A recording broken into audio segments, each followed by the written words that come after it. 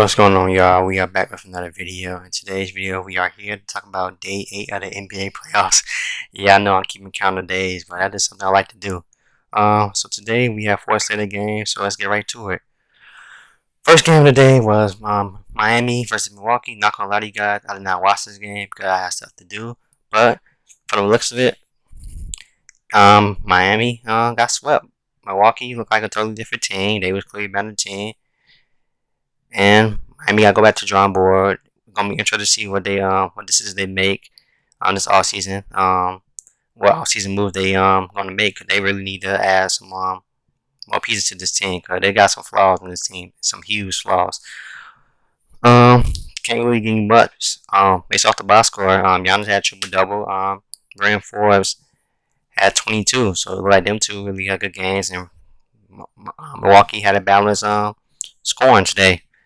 Miami standpoint, look like Bam from the box score numbers has the best statistical game, 2014 and 4. Bam was underwhelming this series. Jimmy, once again, did not have a good shooting day. I think he did end up with a triple double, but did not have a good shooting day. Gotta give a lot of credit to Giannis and Milwaukee defensive scheme. A lot of adjustments in the defensive scheme alongside offensive scheme that Mike Budenholzer had for Milwaukee this year against Miami. So that's that for that game. Let's talk about game 2. Watch half of this game. Second half of this game, which was the Portland Trailblazers versus the Denver Nuggets. If you would have told me that Dame shoot 1 for 10 and Portland won this game, I would have told you crazy, and I would tell you that Portland would not win this game. But they blew out Denver today. Due to the fact that Jokic had his worst game of the playoffs so far, 16-9, but did not shoot well from the field. I gotta give a lot of credit to Nurkic. In my opinion, based off the second half that I watched, Nurkic outplayed Jokic today. Really loved the defensive play, Nurkic, and he was aggressive on the offensive side as well. So good game for Nurkic. But then the best player on the court today was Norman Powell. That man was aggressive, loved the fact that he scored from all areas today, got to his spots, defended well today. Love to play Nurkic. And this is the reason why that Portland, when they get out a player like Norman Powell, could be the top scoring option whenever Dame and see they not having a good day, and he's a huge third option for them too. So add more scoring power on that perimeter. So big game for Norman Powell, and love steady players. CJ McCollum today when Dame did not have a good game. Ended up with 21 8 assists. So I love his playmaking as well.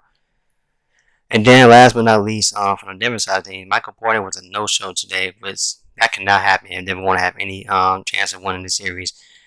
Yeah, Nuggets had a down game, but you know what you're gonna get for Nuggets. I mean, Jokic, excuse me.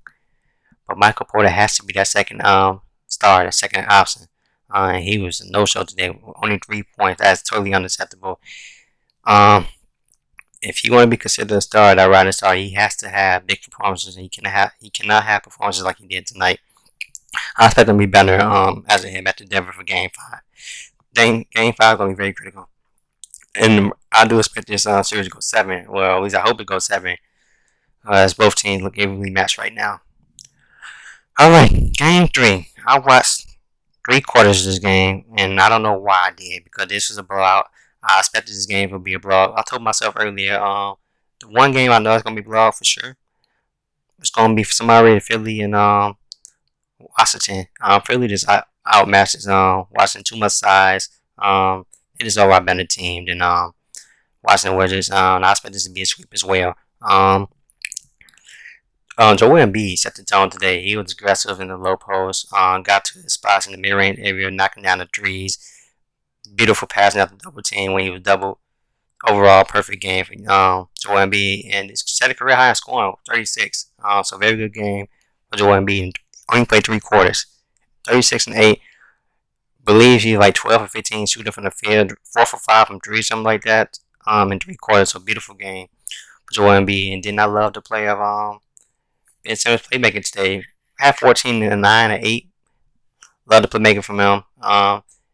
Philly started 5 overall. It was balanced scoring overall today. All 5 players started score 15 plus, 14 plus, I believe. So love the balance play for Philly starting 5. So They got things done very quickly. This game to blow very quickly. This team is better than Washington Wizards. Then from the Washington Wizards side of things, nobody besides Westbrook and Brill and some flashes of Rui Hachimura scoring today. Nobody else really helped beside them. And Westbrook had triple double today. It's triple double, but he had to wait for that triple double today, and they really made it difficult on Bradley Beal today. Bradley Beal was, according to this pregame, Philly's size, makes it tough for him, and they make it tough for this Washington team overall. So that's one thing I love about this Philly team. Biggest team in the league, in my opinion. Love the size of Ben Simmons, 6'10", 6'11" point guard. You got Tobias Harris, who's 6'8", 6'9". Joel Embiid, pretty much a 7-footer. Danny Green, 6'7". The shortest player in the starting lineup is Steph Curry, 6'3". So love Philly size, and then I love their defense capability on that end of the floor. Ben Simmons, Joel Embiid, Matisse Thybulle off the bench. So this Philly team really could defend. And when they offensive cooking, this team is very tough to stop and hard to beat.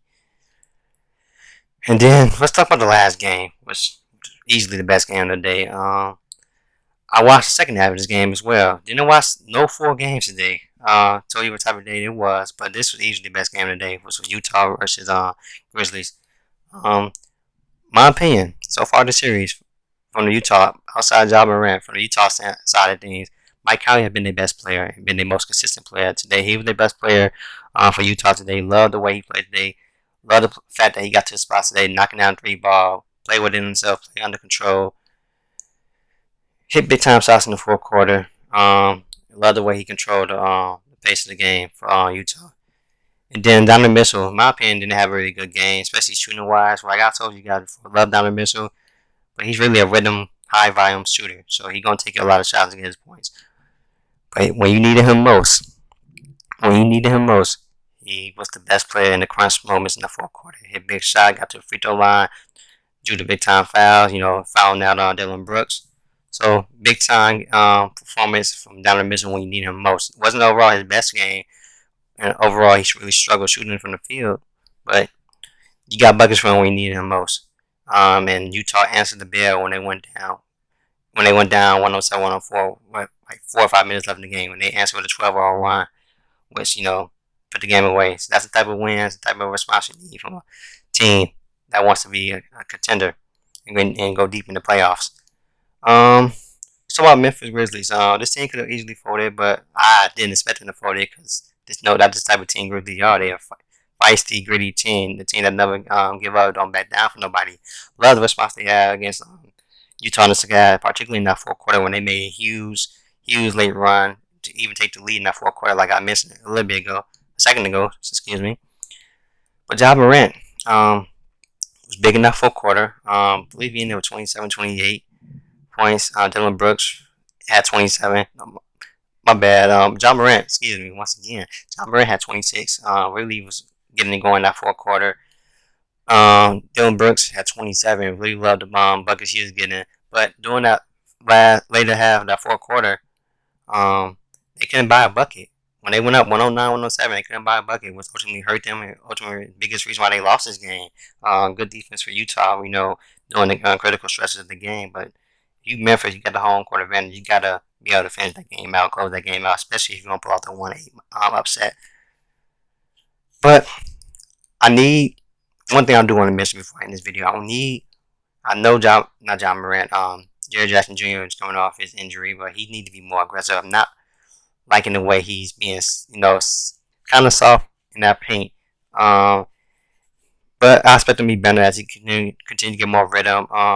Really, he ain't gonna be himself, to my opinion, until he gets his whole offseason work together. So I expect him to be fine, doing next year and stuff. But right now, he's really trying to work his way back in, into basketball, back into rhythm. But right now, he's too inconsistent for me, and he really need to be better if Memphis want to have any chance of pulling this 1-8 upset.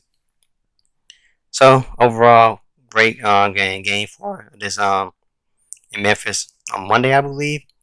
Gonna be a heck of a game, so I look forward to that game on Monday. And that's all I got for this video, man. Let me know in the comment section how you guys feel about today's slate games. Who you guys, who you guys think win this series? You guys think, Utah gonna finish out this series, or you guys think if it's got any chance of pulling an upset in the series. Let me know in the comment section. But with that being said, I'm gonna end the video there, man. Hope you guys enjoyed this video. And I'll catch you guys tomorrow for another recap video, man. So catch y'all later, man. Peace out.